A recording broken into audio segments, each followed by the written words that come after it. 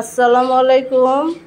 আজ দুপুরের জন্য নিয়ে আসলাম সাজনা পাতার শাক ভাজি, পেঁয়াজ ভর্তা আর কচু পাতার ভর্তা। আমার এই রেসিপিটা যদি ভালো লেগে থাকে তাহলে আমার এই চ্যানেলে বেশি বেশি লাইক, শেয়ার, কমেন্টস এবং সাবস্ক্রাইব করবেন।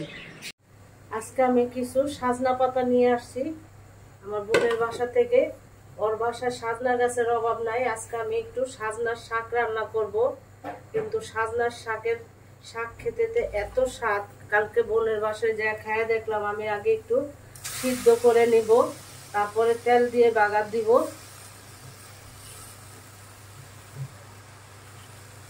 ছোট পাতা তো, যার কারণে আর কাটলাম না, পাট শাকের মতো নরম হয়ে যাবে।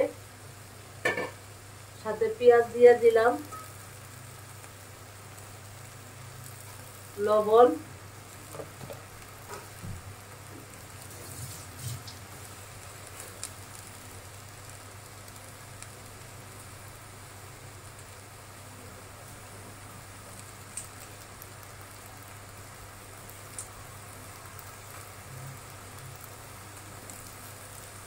কাঁচামরিচ।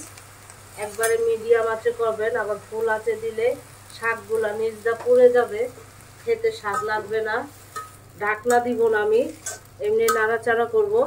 এই যে আস্তে আস্তে নিচের সাইডটা এমনি নরম হয়ে গেছে।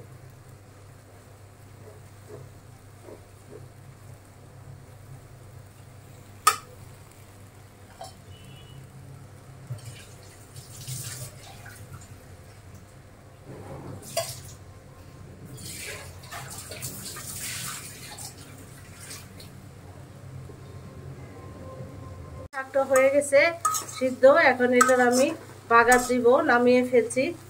এখন আমি শুকনো মরিচ দিয়ে দিব,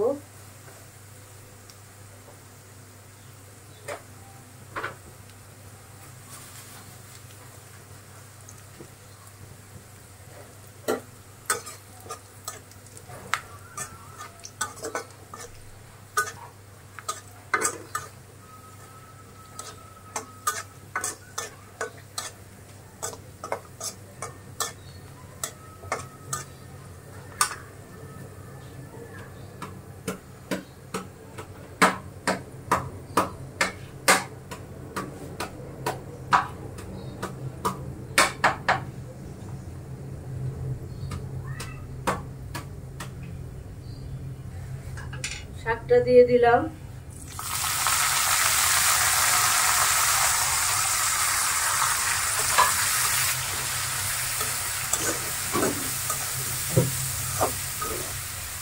সাজনা পাতা গাছের শাকটা খুব উপকার শরীরের জন্য। অনেক সময় ব্যথা, শরীরে ব্যথা এগুলা থাকলেও ওই সাজনা পাতার শাকটা খেলে কমে। বা সাজনা পাতাটা যদি আপনি শুকিয়ে গুঁড়া করে সকালবেলা খালি পেটে খেতে পারেন তাহলে অ্যাসিডিটি কম হয়।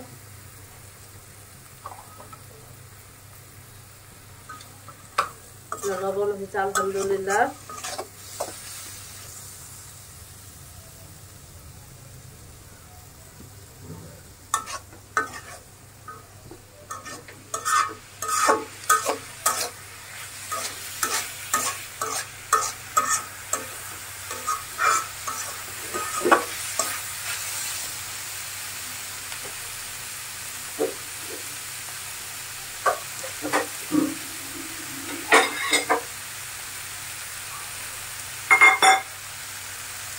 আমি এখন শাকটা নামাই ফেলবো,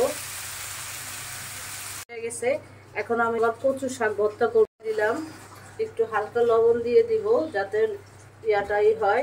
একটু সরিষার তেল দিয়ে দিলাম ভাজার জন্য।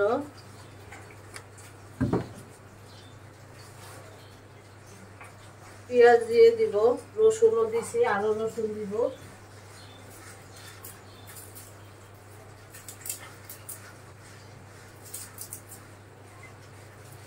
আরো রসুন দিয়ে দিলাম। এখন এটা সিদ্ধ হোক। সিদ্ধ হওয়ার জন্য আমি একটা ঢাকনা দিয়ে ঢেকে দিচ্ছি।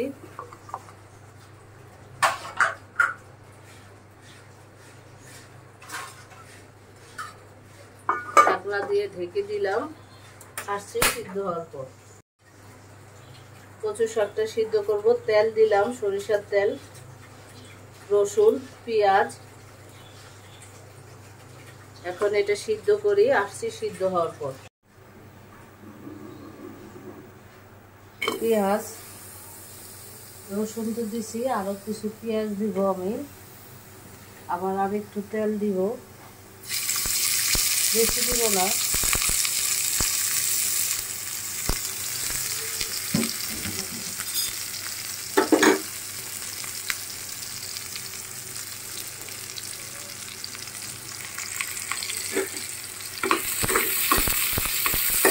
এগুলো ভেজে বের করা যায়।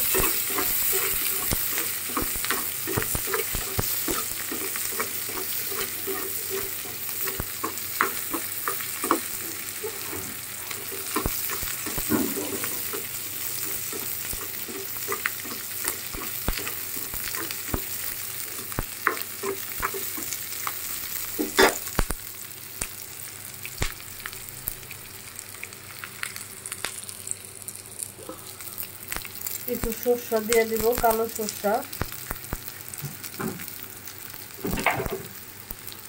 শুকনো মরিচ,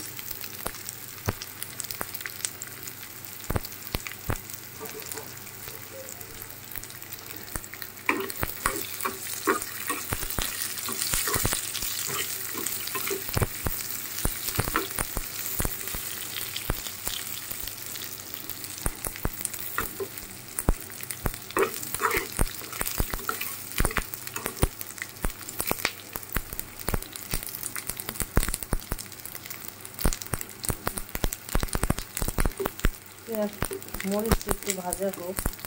আমি সরষাগুলো সাইড করে রেখেছি।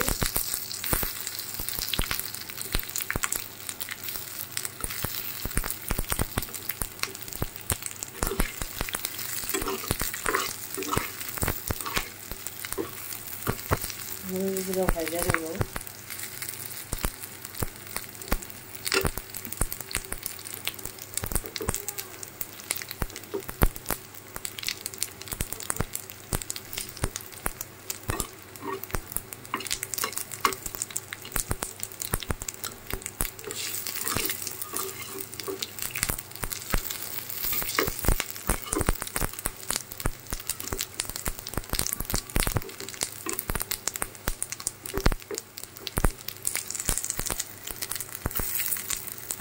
মরিচগুলো ভাজা হয়ে গেছে, সরষাটা ভাজা হয়ে গেছে। এটা একটু ঠান্ডা। সবসময় শিলপাটাই করি, আজকে আমার শরীরটা তেমন ভালো না, যার কারণে ব্লেন্ডারে পেস্ট করে ফেলছি। আপনারা চাইলে শিলপাটাই করবেন, ওইটা আরও স্বাদ বেশি। শরীরের ক্লান্তির জন্য করতে পারলাম না। এখন ওই শাকগুলা নিয়ে নিয়েছি, কচু শাকগুলা।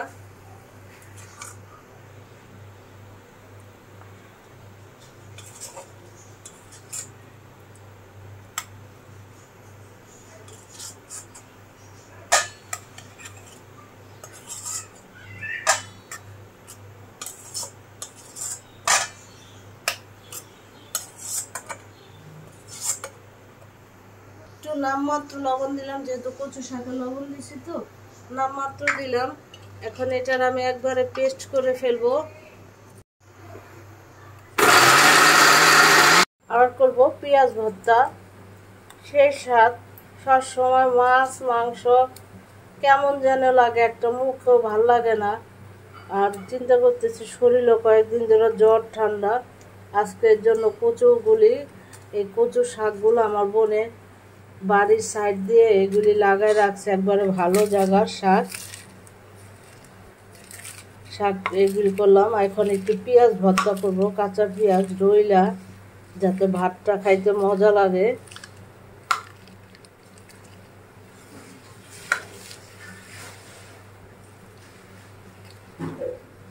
পেঁয়াজটা আমি আগে একটু লবণ দিয়ে করে রাখছিলাম, যাতে পেঁয়াজটা নরম হয়।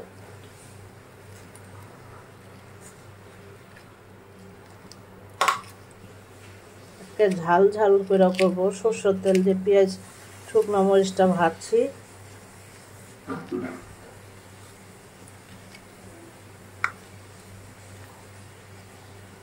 তেল দিয়ে দিব, সরিষাতে যে তেলটা দিয়ে ভাজছি ওই তেলটা দিয়ে দিলাম। একটু পরে গেল, যাক যতটুকু কিসমতে ছিল অতটুকুই আছে। তাহলে আমার পেঁয়াজ ভর্তা বানানো হয়ে গেল, সাজনার শাকও ভাজি হয়ে গেল, কচু শাক ভর্তা, কচু পাতার ভর্তা হয়ে গেল। আপনারা সবাই ভালো থাকবেন, সুস্থ থাকবেন। আর মাঝে মাঝে আমার মতো যদি একটু শরীর খারাপ লাগে, আশেপাশে যদি এরকম জিনিস পান, ভর্তা করে খাবেন, খুব মজা লাগবে। আল্লাহ হাফেজ।